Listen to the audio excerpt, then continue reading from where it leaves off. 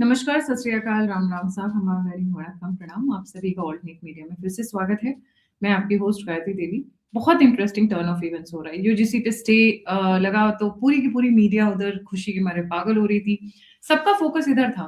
But दुख भरी कहानी ये है कि ममता दीदी रोने बैठ गई। यूजीसी के लिए नहीं रो रही थी। अरे उनको बहुत बड़ा थप्पड़ पड़ गया है। ममता बैनर्जी सो कॉल्ड अग्नि कन्या और विश कन्या bye her own very people, जिनके साथ वो उठती बैठती है। द गॉडेस हु फेल्ड, जिनके नाम पर एक बहुत इंटरेस्टिंग बुक है जो वेस्ट बंगाल में लॉन्च नहीं होने दी जाती है, अब घुटने टेकते हुए नजर आ रही है। उनके जो कल स्टेटमेंट्स आए हैं, क्योंकि पूरा media was diverted on that side, क्योंकि अगर वो स्टेटमेंट जनता सुन लेती तो रोंगटे खड़े हो जाते। लेट्स ट्राई एंड अंडरस्टैंड कि ममता की हालत क्या है और क्यों वो इतनी बौखला गई है जो इतने बड़े लेवल के स्टेटमेंट्स दे रही हैं। संदीप भाई, a very warm welcome on the show. Let's get started. नमस्ते गायत्री जी, आपके दर्शकों को भी नमस्कार। सबसे पहले तो ये कि ममता बनर्जी वो बुझता दिया है जो फड़फड़ा रही हैं, ऐसा उनको लगता है बिकॉज़ एक ऐसा मौका आ गया है 2026 का जो इलेक्शन है, वो उनके लिए डू और डाई है, इसमें कोई डाउट नहीं है। और वो ऐसे कुचक्र में फँस चुकी हैं कि अब उससे वो बाहर नहीं निकल सकती, वो सिवाय उस पूरे सिस्टम से लड़ के। एक तो लड़ने की उनको पुरानी आदत रही है। अभी क्या हुआ कि हाई कोर्ट ने उनको एक ऑर्डर दिया है कि बीएसएफ को आप वो सारा लैंड दीजिए जिसके लिए बीएसएफ आपको पैसे दे चुका है, केंद्र सरकार आपको पैसे दे चुकी है। और ये बार बार शिकायत थी, अमित शाह जी ने भी कई बार कहा कि ये हमको लैंड ही नहीं देती है। तो लैंड वो दे नहीं रही थी क्योंकि लैंड राज्य सरकार का होता है। और बार बार आरोप केंद्र सरकार पर टीएमसी वाले ये लगा रहे थे कि भाई साहब आप आने दे रहे हो इन्फिल्ट्रेटर्स को, क्योंकि बीएसएफ तो आपके हाथ में है। पर जब तुम बीएसएफ को वहां खड़े होने के लिए जमीन नहीं दोगे, जगह नहीं दोगे, फेंसिंग करने का काम नहीं करने दोगे, वैसे भी डिफिकल्ट टेरेन है, तो वह क्या कर लेगा। और गड्ढे बना के या सुरंगे बना के भाई वहां रहेगी तब तो अपनी सर्वेलेंस करेगी ना। कोई ऑफिस बनाएगा, सेटअप बनाएगा। आप जमीन नहीं दे रहे हो तो क्या हवा से मैं थोड़ी से आपको मॉनिटरिंग कर पाएगा बीएसएफ। सॉरी। तो अभी ऑर्डर आ गया है कि आपको यह देना है। ममता बनर्जी का पूरा जो इस समय साम्राज्य टिका हुआ है वो लीगल इन्फिल्ट्रेटर्स और बांग्लादेशियों पर ही टिका हुआ है। जी, आपने कहा वो ज़मीन इनको देनी है। उस ज़मीन को 3 कैटेगरीज़ में डिवाइड किया गया है संदीप जी। एक वो जिसका सौदा हो चुका है, जो 9 डिस्ट्रिक्ट्स में है, and that is somewhere about 72 out of the 430, right? दूसरा वो है जो प्रोसेस में था, पर फाइनल नहीं हुआ था। और तीसरा वो है जिसके ऊपर बातचीत शुरू हुई थी but nothing was formalised. Mamata Banerjee को जो चोट पड़ी है वो पहले वाले पे पड़ी है, जो पक्का हो चुका है, जिसके पैसे आदान-प्रदान या जो भी फॉर्मल प्रोसीजर्स थे, they have been hmm. Carried out. Now, the thing is that कि what about the rest of categories? जी, इसको 31 मार्च तक का डेडलाइन दिया गया है शायद। मैम, बाकी कैटेगरी की बात जो है उस पे वो इसलिए प्रॉब्लमेटिक है। आप सोचिए, वो था तो पाकिस्तान ही, वो है पाकिस्तान ही। और उस पाकिस्तान के साथ आपका कभी बॉर्डर प्रॉपर सील नहीं हो पाया। जब वेस्ट पाकिस्तान था उसने क्या किया आपके साथ? पंजाब में हथियार भेजे, कश्मीर में हथियार भेजे, आतंकवादी भेजे, ड्रग्स भेजे, सब भेजा। इधर से भी तो भेज रहा है। तो आपका जो सबसे मेन प्रोसेस है कि सबसे पहले आपके अपने बॉर्डर सील होने चाहिए थे। बांग्लादेश के साथ हमें ये लगा कि हम चलो हमने ये कंट्री बना के दी है तो ये लोग थोड़े शांत रहेंगे। पर इस बांग्लादेश ने भारत के जितना नुकसान किया उतना तो पाकिस्तान ने भी नहीं किया। वेस्ट बंगाल को पूरी तरह इस्लामिक बना दिया है। पूरे भारत को इस्लामिक बनाने के लिए वहीं से आदमी आ रहे हैं। ये बात सबको पता है। कमिंग बैक कि ममता बनर्जी अब जो कि ऑर्डर आ गया है तो वो यह कह रही हैं कि आप अगर मुझे चोट पहुंचाओगे तो मैं और खतरनाक हो जाऊंगी। एक तो मतलब कभी अगर किसी ने इनके मुंह से कुछ अच्छी बातें सुनी हो, ढंग की बातें सुनी हो, तो जरा मुझे वो वीडियोस वगैरह शेयर करें, हम लोग के साथ शेयर करें। मैं जानना चाहता हूँ कि कभी इन्होंने कोई ढंग की बातें भी की हैं क्या? कुछ अच्छी बातें की हैं या यही तोड़ फोड़ और ये मैं खतरनाक हो जाऊंगी और रंबा डम्बा जम्बा करूंगी, पता नहीं क्या क्या ये बोलती रहती है। That's another thing. मतलब पॉइंट इज, कोई जब आपके पास प्रोडक्टिविटी करने के लिए है नहीं, प्रोडक्टिव आपको पास करने के लिए है नहीं, सोच नहीं है, विजन नहीं है, तो आप यही सब करते हैं अपना नियंत्रण बनाए रखने के लिए। जी गायत्री जी। इनका पाकिस्तानियों के साथ कुछ ज़्यादा ही प्यार है। मैं आपको एक आर्टिकल दिखाती हूँ। है ये पुराना आर्टिकल, पर देखिए इसके ऊपर क्या लिखा हुआ आ रहा है। ये बहुत खतरनाक नहीं है? बिल्कुल है। ये अभी इसको मैंने भी डिटेल में पढ़ा। अब इन्होंने वहां पर, अब राज्य सरकार के कंट्रोल में कितना कुछ होता है, इसको हम लोग इससे समझ सकते हैं कि वहां पर जो केंद्र सरकार की, अब सबसे पहली बात है कि वहां लोकेलिटी, आपको लोकल्स जो मिलेंगे, आपकी फंक्शनिंग किसी भी एजेंसी की वहां तब होती है जब आपके वहां पे लोकल्स का इन्वॉल्वमेंट होता है। जैसे ही लोकल्स का इन्वॉल्वमेंट होता है उसमें राज्य सरकार का इन्वॉल्वमेंट आ जाता है। वह जानते हैं कि केंद्र सरकार की ही एजेंसी क्यों ना हो, आपका अगर हमारे लोग उसमें इन्वॉल्व हैं तो हम अपनी तरह हिसाब से राज्य सरकार की एजेंसी चला ले जाएंगे। इसका इस एग्जाम्पल से एक और बेहतर एग्जाम्पल देता हूं। कश्मीर में आतंकवादियों के भाइयों को और आतंकवादियों के रिश्तेदारों को बकायदा वहां के गवर्नमेंट ऑफिसर्स में, पुलिस में, हर जगह सेटल कराया गया था। आप सोचिए कि सिस्टम भी उनकी, बाहर से विपक्षी भी उनके, सब कुछ उनका। यही काम यहां भी करने की कोशिश की गई। ऑपरेशन सिंदूर के बाद याद है कितने सारे पाकिस्तानियों को लॉन्ग टर्म वीजा से, जो थे, जो गवर्नमेंट जॉब में एम्प्लॉयड थे, ढूंढ ढूंढ कर वापस भेजा गया था। वही सेम जिनका सिस्टम वीजा यहाँ। कैंसिल हुआ जी, पता चला कभी वो वापस नहीं गए। 2011-12 में एक क्रिकेट मैच हुआ था, 4,000-5,000 पाकिस्तानी आए थे भारत में, उनको वीजा मिला था, मात्र 200 वापस गए थे। और उसके बाद कभी कोई सर्च नहीं हुई, और उससे पहले से भी कौन कितने देर से रह रहा था। तो यहाँ पर सेंट्रल सीबीआई को यह जांच करनी पड़ रही है कि हमारे अपने डिपार्टमेंट में, CAPF, central arm police forces में, उनके रिक्रूटमेंट में लोकल्स इन्वॉल्व है, और लोकल्स में बांग्लादेशी इन्फिल्ट्रेटर्स इन्वॉल्व है, और उसमें पाकिस्तानी भी इन्वॉल्व है, अपनी ही एजेंसी में भरे बैठे हैं। तो मुखबिर हो जाना या किसी को इंफॉर्मेशन दे देना या एक स्पाई का रोल प्ले करना कितना मुश्किल काम है। हम धुरंधर देख के खुश हो रहे हैं, वो काम तो बांग्लादेश में, सॉरी, पश्चिम बंगाल में पूरी तरह हो रखा है। सारी अभी उत्तर प्रदेश में जब योगी सरकार 8-9 साल से है, तब जाके हमें उत्तर प्रदेश में किस प्रकार से मुसलमानों ने यहाँ के पॉलिटिकल सिस्टम को कैप्चर कर रखा है, यहाँ पे संभल में जमीनें कैप्चर करेंगे, क्या क्या कर रखा है, ये हमें अब जाके पता चल रहा है। पश्चिम बंगाल में जब यह सरकार हटेगी तो इन्होंने वहां पर कितना कुकर्म कर रखा है, किस प्रकार के कांड कर रखे हैं, क्या क्या अपने आप को सेटिंग करने के लिए, जो आधार कार्ड ये फर्जी बनाते हैं, या पूरे जिस तरीके डॉक्यूमेंटेशन करके एक सिस्टम है जो पूरे देश में बांग्लादेशी फैला रहा है।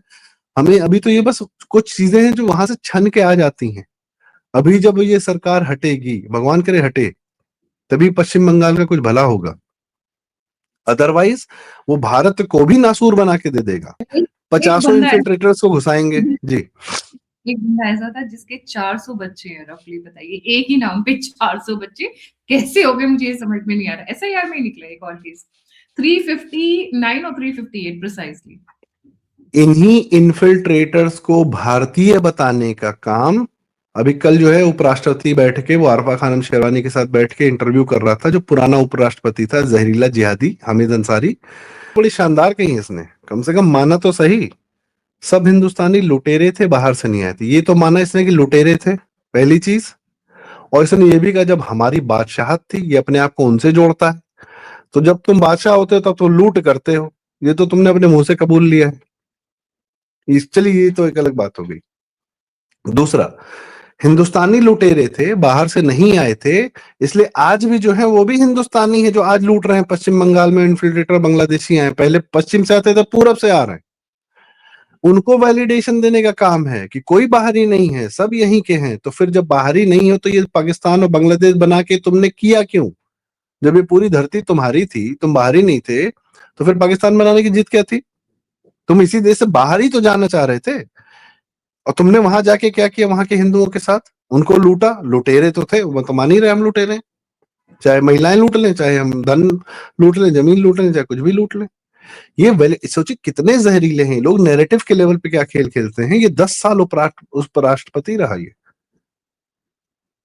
और बगल में जो बैठी है वो इसी के कार्यकाल में राज्यसभा टीवी में जो है बहुत बड़ी वहां की एंकर और टीवी चलाती थी, बाद में निकाल दी गई थी, एक अलग कहानी है। एंड कई लोगों ने कहा कि इन्हीं की कृपा से आरफा खानम, मतलब आरफा खानम का क्लेम टू फेम यही है कि राज्यसभा टीवी की वो पत्रकार थी, जर्नलिस्ट थी, एंकर थी, पता नहीं क्या थी, और ये इसी हामिद अंसारी के कार्यकाल में वहां पे बिठाई गई थी। Coming back to our thing, Mamata Banerjee, ये भारत को इस्लामिक बनाने की जो प्रक्रिया चल रही है उसमें ममता बनर्जी एक कैटलिस्ट तो नहीं, वो डायरेक्ट उसकी पार्ट है। और केंद्र सरकार जो कि भारत की सुरक्षा की सारी जिम्मेदारी रख रखी है, उसकी राह में जितने रोड़े बन सकते हैं उसको जमीन नहीं देना, पैसे लेकर भी जमीन नहीं देना, हाईकोर्ट से ऑर्डर लेकर आओ तब हम जमीन देंगे। और उसमें भी जैसा आपने बताया कि 2 पार्ट्स अभी बचे हुए हैं, फिर ये बयान देना कि हमको कोई कुछ बोलेगा तो हम और खतरनाक हो जाएंगे। 2021 के चुनाव के बाद तुमने कितने हिंदुओं को मरवाया है, तुम उससे ज्यादा क्या खतरनाक हो जाओगे? कितने हिंदू मरवा दिए आपने, उसके उससे और ज्यादा क्या खतरनाक हो जाओगे? संदेश खाली में महिलाओं के साथ रेप हो रहा है, क्या नहीं हो रहा है। और अभी तो फिर कह रहा हूं, ये पिछले साल अप्रैल में याद है गायत्री जी, पिछले साल के अप्रैल में मुर्शिदाबाद में दंगे चल रहे थे और उसकी ही न्यूज चल रही थी पूरे, और एंटी हिंदू दंगे थे वो, और दंगे भी नहीं थे, वन साइडेड जेनोसाइड चल रहा था हिंदुओं का मुर्शिदाबाद में। तुरंत पहलगाम हुआ, उसके बाद फिर ऑपरेशन सिंदूर तक फिर पूरा सारा नैरेटिव वो इधर ही शिफ्ट हो गया।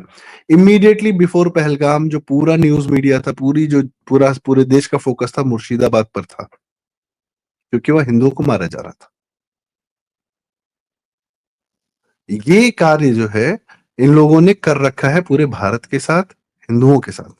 और आपको इसमें एक बात और जोड़ता हूं, यूजीसी का जो भी कांड हुआ है, कर्म हुआ है, जो भी हुआ, स्टे मिल गया इत्यादि इत्यादि, बंगाल में, बंगाल को या बांग्लादेश में, पूरा पश्चिम बंगाल हो जो बांग्लादेश है, इसको इस्लामिक बनाने में सबसे बड़ा हाथ वहां के सवर्णों का ही था। ये जो भद्र लोग हैं, कम्युनिस्ट और ममता बनर्जी के सबसे बड़े सपोर्टर हैं, पश्चिम बंगाल में आज तक सवर्ण के अलावा कोई सीएम नहीं बना, और ये पूरी तरीके से पॉलिटिकल इस्लाम के साथ में खड़े रहते हैं, पश्चिम बंगाल का जो भद्र लोग है। वो इसलिए और क्योंकि दोनों का आइडेंटिटी मैच करता है ना, उनको गरीब लेबर चाहिए, उनको 4 बच्चे पैदा करने वाले सत्ता लेबर चाहिए, सत्ता सत्ता चाहिए। तो चाहिए। सत्ता के लिए क्या चाहिए? पैसा। पैसा और पावर कैसे आएगा? जब चीप वर्क फोर्स रहेगा, जिनको वो मार के, पीट के, दहला के, फुसला के, बहला के काम करा लेंगे। तो जी, मैनिपुलेट कर लेंगे, क्योंकि पढ़े लिखे नहीं होंगे तो अपने हिसाब से मैनिपुलेशन कर लो। नहीं तो 72 उरे किसने देखी है यार? क्या हुआ, सिर्फ फोन करके बोल रही है कि हम यहाँ पर हैं, तुम जल्दी आओ हमारे पास में। और अगर कोई हिंदू हिंदू होकर वोट करना चाहे तो उसके काउंटर में बाहर से मुसलमान ला के खड़ा कर दो। एग्जैक्टली। तो द थिंग इज दैट आपने एक बहुत इंपॉर्टेंट बात की बीच में। आपने कहा डाइवर्जनरी टैक्टिक। आपने देखा है जब ज्ञान वापी का केस चल रहा था तो नुपुर शर्मा को ला दिया गया, रिमेम्बर? हम्म। वक्फ का केस चल रहा था उस वक्त एक और डाइवर्जन क्रिएट कर दी गई। ये मैं व्यूअर्स के लिए होमवर्क दे रही हूँ, ये वाला पर्टिकुलर। और जब ऑपरेशन सिंदूर की बात का चल रहा था तो मुर्शिदाबाद शुरू कर दिया गया। जैसे ही हिंदुओं के हक की बात होती है या कुछ इस तरीके का मैटर आता है, एक पैरेलली एक नैरेटिव को खड़ा कर दिया जाता है जिससे वो बात ही ना हो वाली मीन। वो तो ऑपरेशन सिंदूर इतने बड़े लेवल का था कि उसको कंटेन नहीं कर सकते थे। नहीं तो ट्रैजेक्टरी बहुत तैयारी के साथ इन्होंने लॉन्च की थी। जी। ऑपरेशन सिंदूर भारत का जवाब था। सवाल तो इन्होंने पूछ के आपको फंसा ही दिया था ना, पहलगाम नाम का सवाल पूछ के कि अब क्या करोगे। दूसरा, डाइवर्जनरी टैक्टिक्स की आपने बात बताई। 2020 में ट्रंप आया था, दिल्ली में दंगे हुए थे। ट्रंप कमिंग टू इंडिया मेंट की अ गुड बिजनेस एक्सपेक्शन जो भी भारत का वो था। 2026 में जनवरी में ईयू के साथ ट्रेड डील हुई है आपकी। 2026 में भी कुछ लोग सड़क में आए। हाँ, डाइवर्जनरी अगेन यूजीसी। उससे पहले जब Putin had supreme come court की मैं यूजीसी इंडियन गाइडलाइन से खिलाफ, वो एक अलग बात है। वो बात अपनी पूरी तरह जैसी है, सुप्रीम कोर्ट की गाइडलाइंस आई, गवर्नमेंट ने क्या किया क्या नहीं किया, कोर्ट सेक्शन हो रहा है नहीं होगा, that's another thing. But the thing is, सड़क पे आए लोग, व्हेन एंड हाउ, और कौन आया? करणी सेना आ रही है। कौन है करणी सेना? हमेशा से राजस्थान की कांग्रेस की सपोर्टर रही है। राजस्थान में कांग्रेसियों की, वो राष्ट्रवादियों की भेड़ में या भेष में, सॉरी, नहीं नहीं, वो राष्ट्रवादी ठीक है, विल नॉट की कॉल भेष। Out anyone. हम्म। मैं किसी का नाम नहीं ले रही हूँ, पर ये राजस्थान का, ये मैंने कई बार नोटिस किया है। नहीं, एक चीज आप जो नोटिस, लोग ने विरोध किया, इट्स ओके, आप विरोध करिए, आपको अगर कोई बात गलत लगी, वंडरफुल। बट यू, भारत का पूरा पूरा ध्यान, भारत इस समय दुनिया में क्या कर रहा है, भारत भविष्य भारत का कैसे बना रहा है, यूएस मार्केट को छोड़ के यूरोप के साथ एक बड़ा मार्केट ट्रेड डील किया, आपका सारा मैन्युफैक्चरिंग प्रोडक्ट, जो बच्चे जिनकी बात हो रही है ना कॉलेजेस में, वो निकलेंगे, रिसर्च एंड डेवलपमेंट करेंगे। अभी प्रकाश ददलानी करके हैं, वो पूरा हम बता रहे हैं कि किस प्रकार की छोटी छोटी मशीन भी सारी इंपोर्ट होती हैं, कॉफी मेकर्स होते हैं या बहुत सारी चीजें होती हैं, वो भारत में बना रहे हैं, गुड क्वालिटी बना रहे हैं, सब कर रहे हैं सब लोग। जब पब्लिक उधर, और उसके लिए मार्केट बाहर आपको अवेलेबल कराया जा रहा है। हमारा ध्यान इस तरफ होना चाहिए कि हमारा ध्यान इस तरफ होना चाहिए। अगर आपके पास प्रॉब्लम आई है, फाइन, डाइवर्जनिटी टैक्टिक्स तो आपके साथ खेला ही जाएगा। हमारा पूरा, अच्छा, इसमें दिल्ली मीडिया जब शामिल हो जाता है तब तो बात ही अलग है। मैं खैर, वही दैट्स चीज नॉट आवर बताती हूँ टॉपिक कि टुडे। हाँ जी। डाइवर्जनरी हमेशा राष्ट्रवादियों की भेस में बैठे हुए भेड़िए करते हैं।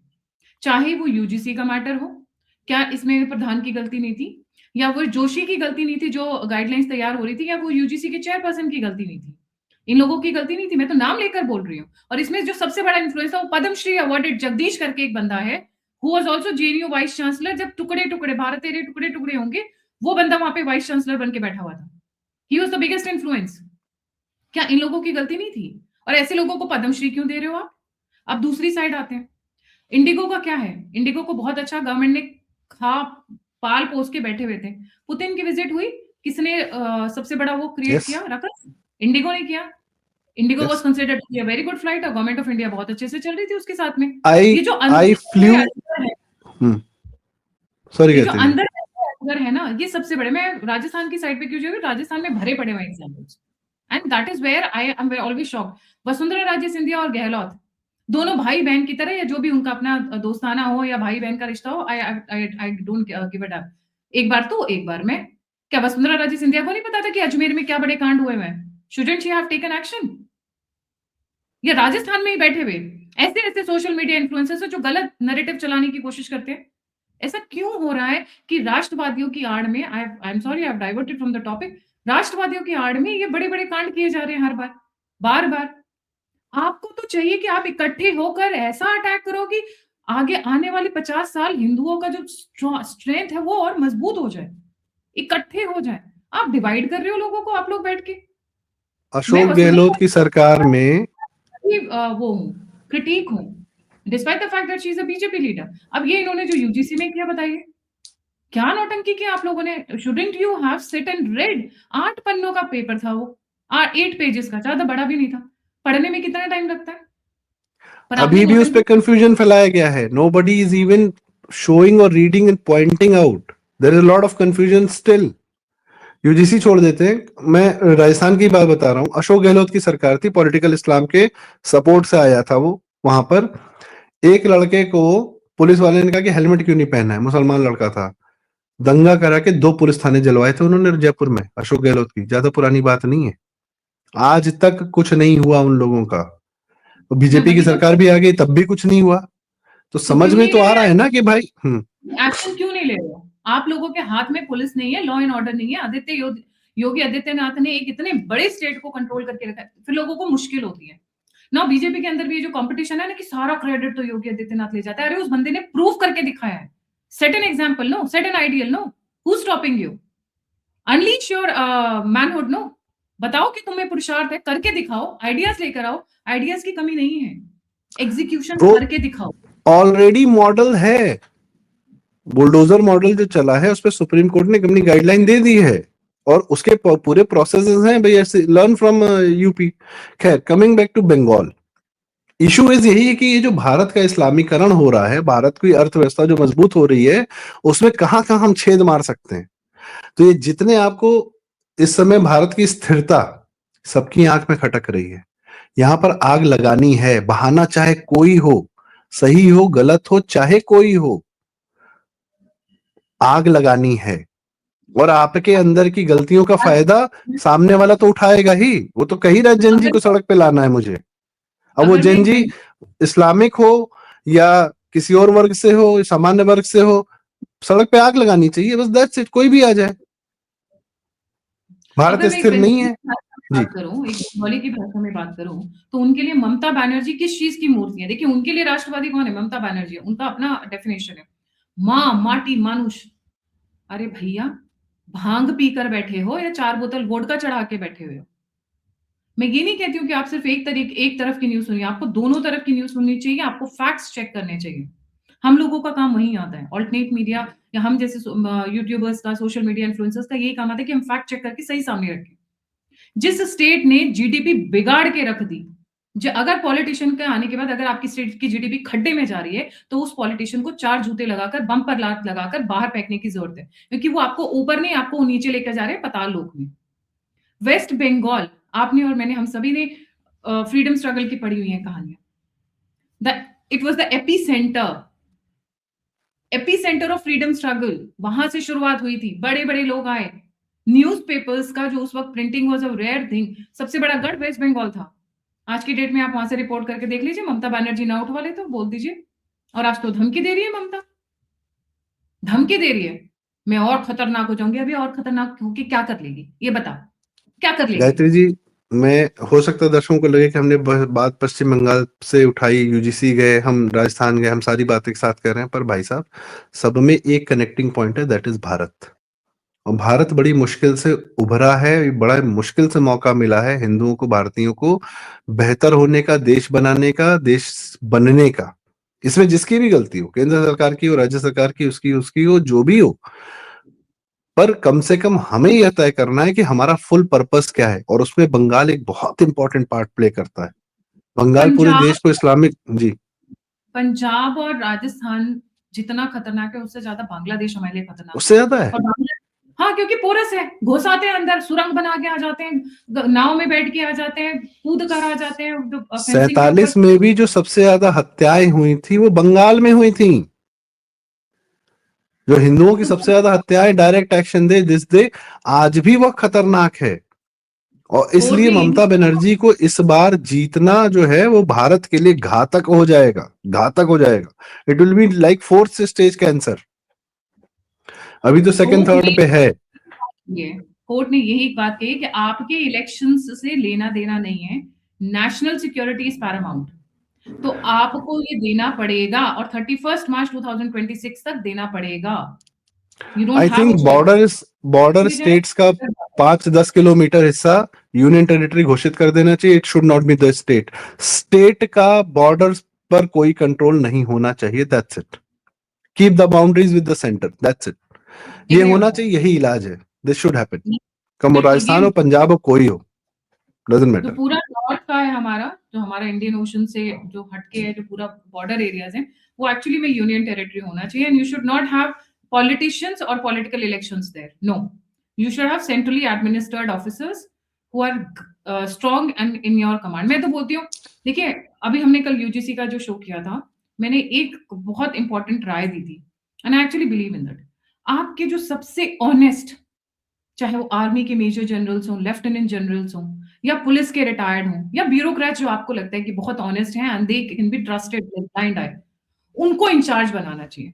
मैं ये आईएएस आईपीएस वालों के चक्कर में नहीं पड़ूंगी कि लैटरल एंट्री करा के उनको लेकर आना चाहिए। क्यों संदीप जी? बिकॉज हमारे जो आईएएस आईपीएस है ना, सब नहीं, बस उसमें एक ऐसा बड़ा तबका है जिनको लगता है कि मैं 7 पुश्तों की अपनी तैयारी करके जाऊं। पूत कपूत काहे धन संचय, उनको ये समझ में नहीं आती है ये कहावत। आपका पूत होगा तो कमा लेगा, कपूत होगा तो कमा के रख दो, कोई फर्क नहीं पड़ेगा। So this area, coming back to this पूरा entire north belt, right from Gujarat Rajasthan till अपना अरुणाचल, ये बांग्लादेश के एंड तक, वहां तक they should have people, centrally administered districts or something like that. I know we are throwing a very important idea. ये ऐसे officers होने चाहिए जो सीधे पीएम को रिपोर्ट कर रहे हैं या होम मिनिस्टर को रिपोर्ट कर रहे बहुत ज्यादा तो जो बॉर्डर पे जितने डिस्ट्रिक्ट्स हैं वो सारे डिस्ट्रिक्ट्स को एक साथ उठा के एक स्टेट बना, तो that should be UT. Border के सारे डिस्ट्रिक्ट, दैट्स इट। 10-10 हैं। बहुत किलोमीटर का नहीं नापना है तो बॉर्डर के डिस्ट्रिक्ट कर दो। बहुत बहुत इंपॉर्टेंट है ये, बिकॉज सी बॉर्डर एरियाज पे आप ये देखिए, खालिस्तान वाले पंजाब की नौटंकी शुरू कर देते हैं, ठीक है। उधर जम्मू एंड कश्मीर में इन्फिल्ट्रेशन वाली कहानी रहती है, वहां पे भी स्टेट पुलिस घुसने की कोशिश करती है। इधर असम की साइड पे भी परेशानी करते हैं, वेस्ट बंगाल की साइड पे भी परेशानी करते हैं, उधर से मणिपुर की साइड से म्यांमार वाली प्रॉब्लम शुरू हो जाती है। तो ये जो नेपाल वाली साइड पे आईएसआई घुसने की कोशिश करती है, नहीं तो चाइनीज घुसने की कोशिश करते हैं। अभी कितने स्पाइस पकड़े गए हैं उस एरिया में। We need something which is a long-term solution and which is directly under the supervision of some, maybe Ministry of Defense or the Home Minister or the PMO. बीच में ज्यादा लोग नहीं हो, क्योंकि जितनी लंबी चेन होती है उतनी ज्यादा लैप्सेस के चांसेस होते हैं, प्रॉब्लम्स के चांसेस ज्यादा बढ़ जाते हैं। The shorter the chain, accountability fix करना आसान हो जाता है।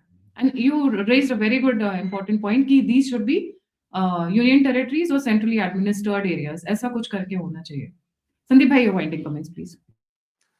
नहीं, बस ये आखिरी बात, पाकिस्तान ने हमारे उत्तर प्रदेश, बिहार के नेपाल बॉर्डर का बहुत इस्तेमाल किया। पैसे घुसाए, नकली पैसे घुसाए, अपराधी घुसाए, हथियार घुसाए, सब किया इन्होंने। और यहाँ पे स्टेट गवर्नमेंट थी, इनके साथ में थी, उनको मजा आ रहा था, एंजॉय कर रहे थे।